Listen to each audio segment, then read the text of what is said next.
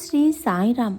భగవాన్ శ్రీ సత్యసాయి బాబా వారు రచించిన రామకథ రసవాహిని 2వ భాగము 5వ ప్రకరణము సుగ్రీవుని సఖ్యము 10వ రోజు. ఓ రామ, స్వప్నమందు ఒకనితో పరమ ద్వేషమును పూని అతనితో అనేక విధముల పోరాడి లేచిన తోడనే మేల్కొన్న తోడనే అది మిథ్య అని తోచిన రీతిగా అటులనే మీ దర్శనము కాకపూర్వము స్వప్నము వలె అజ్ఞానవత్ వాలిపై ద్వేషమును పూని అతని చర్యలన్నీ విరుద్ధమైనవై నన్ను అనేక విధములా కలతపెట్టెను. మీ దర్శనము లభించటం, మీతో సంభాషణలు సలపటం చేత నేను నిద్ర నుండి మేల్కొన్నట్లు అజ్ఞానం నుండి మేల్కొని పవిత్ర పాదముల స్పర్శ చేత జ్ఞానోదయము పొందితిని. తమ సేవా భాగ్యము నాకు లభించుట పూర్వమే నా ద్వేషాసూయలచే వాలితో విరోధము చేసుకొని కడకు కృంగి కృషించి సరియైన సమయము లభించునా అని పరితపించిన నా తాపమే తపముగా మారి నా క్రోధము ప్రేమగా తిరిగెను. నాథా, మీరు కటాక్షించిన నాకు రాజ్యం అక్కర్లేదు. ఆలుబిడ్డలు వారి వారి ప్రాప్తానుసారము వారు బ్రతకగలరు. వారి చింతయు నాకు వద్దు. నిరంతరము తమ సేవ చేసుకుంటూ తమ వెంట ఉండుటకు అనుజ్ఞ ఇచ్చిన చాలు అని ప్రార్థించెను. అంత రాముడు సుగ్రీవుని శిరస్సు నిమురుచు, నాయనా, నీవు పలుకు వచనములు సత్యములే.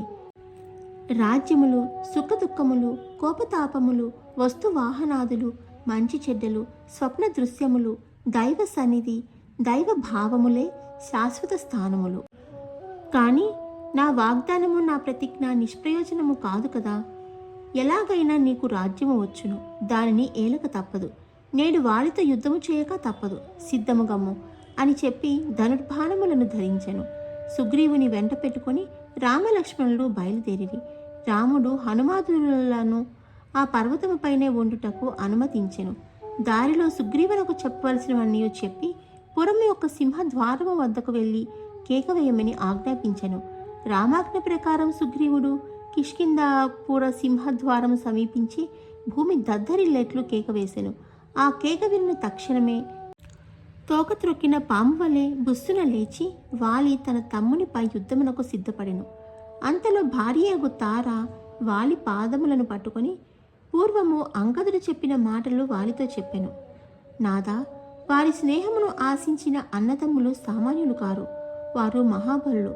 ఇంతకాలము అణిగి ఉండిన సుగ్రీవుడు ఈనాడు ఇంత ధైర్యముగా యుద్ధమునకు సిద్ధపడుచున్నాడన్న వారి బలములను బాగుగా ఎరిగి వారి సహాయమును పొంది వచ్చేనే తప్ప ముందు వెనక యోచించక రాలేదు.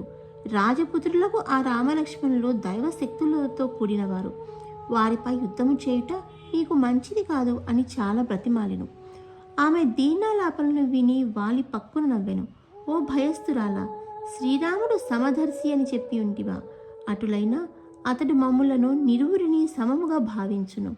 నేను అతనికేమీ అపకారము చేసి ఉండలేదు కదా. అట్లు కాక రాముడు నన్ను సంహరించేనేనని తలంచు, నా జన్మమే సఫలమగును, అంతే కదా. ఒకవైపున వాలి వాక్యములు తారకు సంతోషమును కలిగించినను మరొక వైపున పతి ఎడబాటును తాను సహించుకోలేక అతనిని మరింత ప్రాధేయపడుతూ, నాదా, స్త్రీ నిషేధించుట అపశకునము కదా అని ఎంతో చెప్పినను యుద్ధ సమయమున శకునములు పనికిరావు. ప్రాణములు కోల్పోటయో లేక శత్రు ప్రాణములు తీయుటయో జరగవలెను.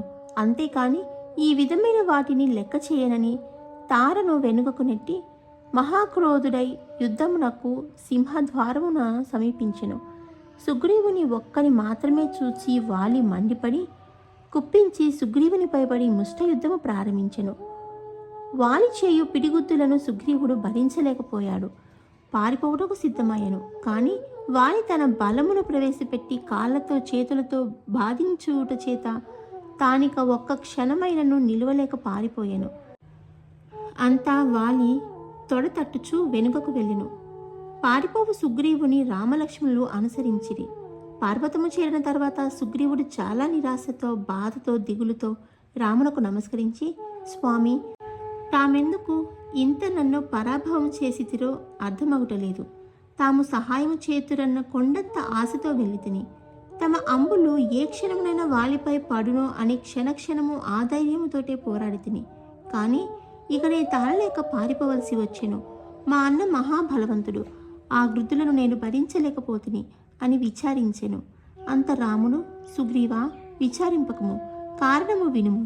మీరిరువురు ఒకే విధముగా ఉండుట చేత, సమాన రూపులు, సమాన బలులు అగుట చేత నేను అతనిని చంపలేకపోతిని అని అనెను. అనగా వాలి కూడా తన పాదభక్తుడే, వాడు నా హితుడే, నీవెట్లో తాను అట్లే నా దయను ఆశించినవాడు, ఇరువురు సమానముగా కనిపించితిరి అని రాముడు అన్న పదములలోని అంతరార్థము సుగ్రీవుడు తెలుసుకొనలేక, రామా, ఇన్ని ఎరిగిన నీకు వాలి ఎవరో సుగ్రీవుడు ఎవరో యుద్ధమున కనుగొనలేకపోతివా? ఇది నేను నమ్మను. కారణమేదియో ఉండును, లేక నా పురుషార్థమును నే గావింపవలనని ఉద్దేశము తమలో ఉండి ఉండవచ్చును. అట్లు జరగవలనని చెప్పి ఉండినా నేను ప్రారంభమునందే తగిన రీతిగా ఉండివాడను. రాముడు చూచుకొను గదా అని ఎంతో అలక్ష్యముగా ఉంటిని అని వకచెను. ఈ విధముగా నిరాశ నిస్పృహ గురి అయిన సుగ్రీవుని చెంత చేర్చి అనేక విధముల ఓదార్చి సుగ్రీవుని దేహమును తన అమృత హస్తములతో నిమిరెను.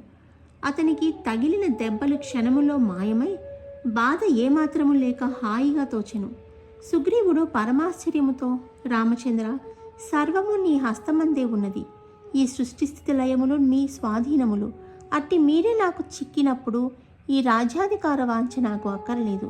మీ కృపలో ఇది ఏపాటిది అని తీవ్ర వైగ్రాగ్యము ప్రదర్శించెను. కానీ రాముడు అతని మాటలను లెక్క చేయక, ఈ మాటలు తాత్కాలికపు ప్రతిబింబములు, నా శక్తి సామర్థ్యములను దర్శించు సమయమున కలుగు ఉపశాంతి వచనములు. నేను వాటిని లక్ష్యమందుంచను. హృదయ శాంతి వచనములే నాకు లక్ష్యము. అనేక మంది పరమ భక్తులుగా ఉండినవారు దైవం యొక్క లీలాశక్తులను వర్ణించు సమయాన సర్వమును మరచి తనకంటే వేరు అధికమైనదగు లోకమున లేదని తలంతురు. కొంత తడవైన లేదా మనోవాంఛలు విఫలమైన దానికి విరోధమైన భావములతో తాను చూచినవన్నీ సత్యమా కాదా అను అనుమానములకు గురి అగుదురు. ఇది ఆస్తిక లోకమున కనపడు పొరలు తెరలు. ఇవి నేను తలంచను.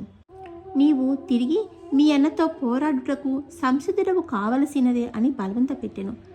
సుగ్రీవుడు లోలోన వగచుచు రాముని వచనములు గట్టిగా ఉండుటచే రాముడు ఈ పరి తప్పక వాలిని వధించునన్న ధైర్యముతో నిరుత్సాహమునకు చోటివ్వక ముందుకు నడిచెను. అంత రాముడు లక్ష్మణునితో చెప్పి వనపుష్పములను తెప్పించి ఒక మాలగా కూర్చి దానిని సుగ్రీవుని మెడలో వేయించెను.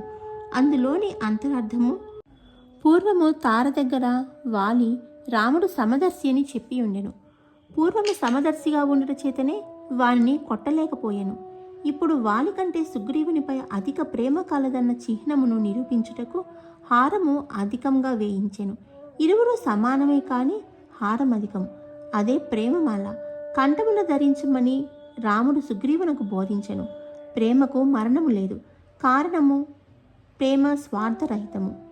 ఈ విధమైన ధైర్య సాహసాలు అందించి సుగ్రీవునితో కేకలు వేయించి రామలక్ష్మణులు చెట్టు చాటున ఉండిరి. వాలి భూమి దద్దరిల్లినట్లు పరిగెడి వచ్చుచుండా సుగ్రీవుడు అదురుచు బెదురుచు రాముని చింతించుచు యుద్ధమునకు సిద్ధమాయెను. పురుషార్థములను సార్థకము గావించుకొనుటకై సుగ్రీవుడు దేహమున బలము ఉన్నంత వరకు పోరాడెను.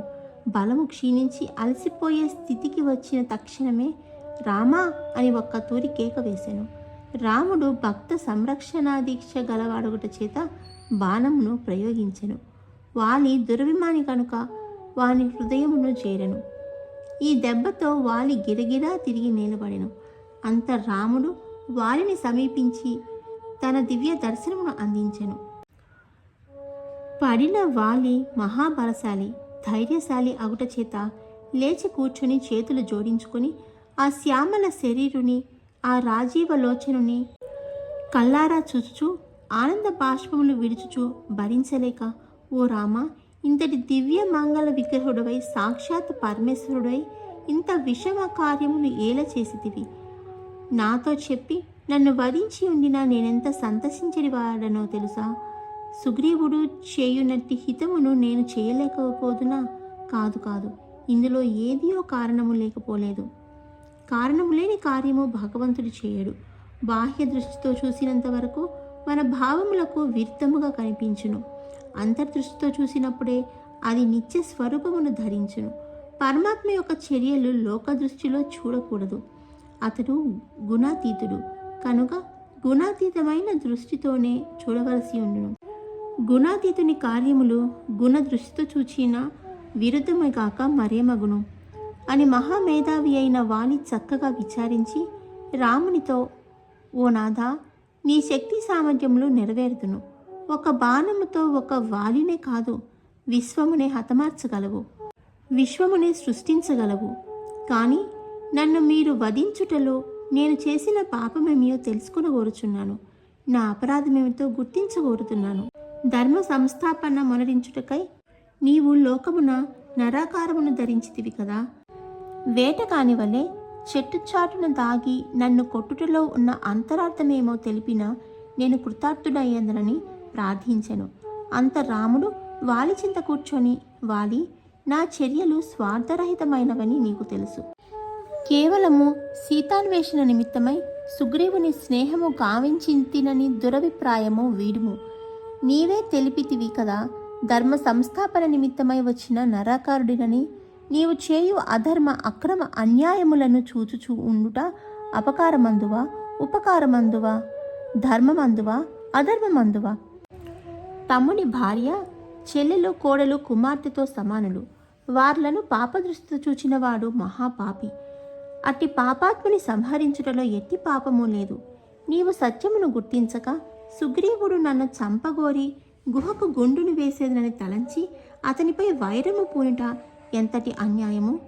నీవు 15 దినములని చెప్పినను తాను 1 నెల నీ కొరకై కాచి ఆజ్ఞ మీరక కడకు నీ రక్తపు వాసన గమనించి అన్నను రాక్షసుడు హతమార్చని విచారించుచు విధి లేక ఆ రాక్షసునితో పోరాటము నీకే చేతగాని పక్షమున ఇక నా చేత ఏమగునని సుగ్రీవుడు తలంచి ఆ రాక్షసుడు వెనుకకు రాకుండుటకై ద్వారమునకు గుండుని నూకి వచ్చెను. పురప్రజలు నిర్బంధముగా ప్రభువు కావాలని పట్టుబట్టి అతనిని ఎన్నుకొనిరి. ఓం శ్రీ సాయిరాం. సర్వం శ్రీ సాయినాథ పాదారవిందార్పణమస్తు.